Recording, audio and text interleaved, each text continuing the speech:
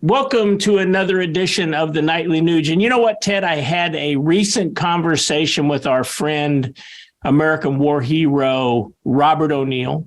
Folks might know him as the great Navy SEAL that killed Osama bin Laden. And by the way, Ted, he listens to the Nightly Nuge, and he wanted me to encourage our listeners to listen to his podcast, which I do. I'm sure you do. It's called The Operator. And Rob he's got great stories, but he's a witty guy. He reminds me a lot of you in some ways. So I encourage all of our listeners, Ted, to listen to Robert O'Neill's podcast, The Operator, which is kind of my segue, Ted, in today's topic. So I saw in the news this week, the Pentagon, the military, is now talking about revamping the military in a large way. They want to make sure that critical race theory is being taught and demanded at all ranks in the military, and that we need to have a better understanding as a U.S. military of gender identity and the role that gender identity is going to play in how we form tomorrow's fighters, tomorrow's military. Seems completely crazy to me because I thought the military had one purpose. That was to defend America at home and abroad.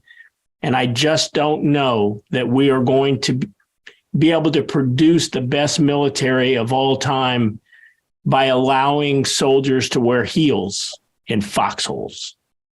Ted, what's your take on this nonsense? The best warriors, the best operators are cocky. They're confident. They're smartasses because they're critical thinkers. They're independent. They're autonomous. They're self-sufficient. They're spirit fire breathers. And these are my blood brothers. And on my Real America's Voice recently for Veterans Day, I had the great Buck Davis, Special Forces, friends of mine from Delta Force, the great John Wayne Walding, a U.S. Army hero, the great Greg Stubbe, an American military warrior, blood brother hero. I know these guys, and I know Marcus Luttrell, and I'm dropping names here because these guys found me. These guys are so tuned in to the moral obligation to defend the precious gift of life from God, that I learn something every time they open their mouth, every time they share their wisdom and their cockiness. And Rob O'Neill is a perfect example of that. So people should go to that podcast. There's a lot to learn from these heroes because they've seen the dark side and they improvised, adapted, and overcame and kept things positive and upbeat and light. They bring light into the American dream. When I watch the Joint Chiefs of Staff, General Mark Milley, commander of the U.S. military, looked right in the camera and said the biggest threat to America is white rage. General Mark Milley, the Joint Chiefs of Staff, is a liar.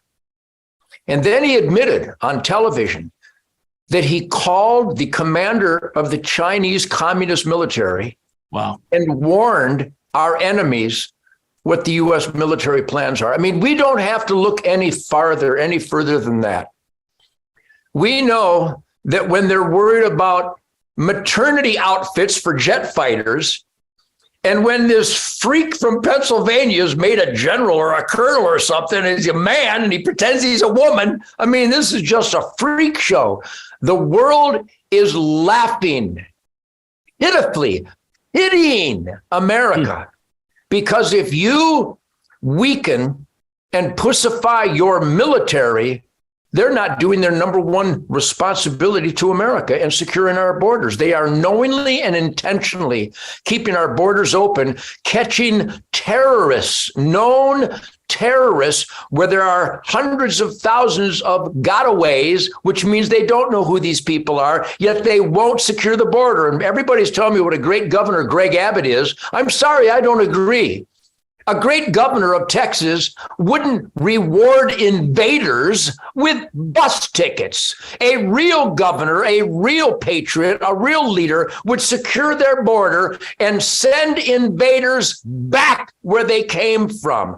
Point being, our military is getting weaker. They're throwing out the toughest, most capable warriors because they're using their head and declining an experimental shot, What kind of horrible human being would force experimental shots, not just on the citizens of America, but the great warriors of the military willing to sacrifice their lives to serve and protect and defend the Constitution in this great country? How dare the Department of Defense commit these treasonous acts every hour by the hour? Shame on you people.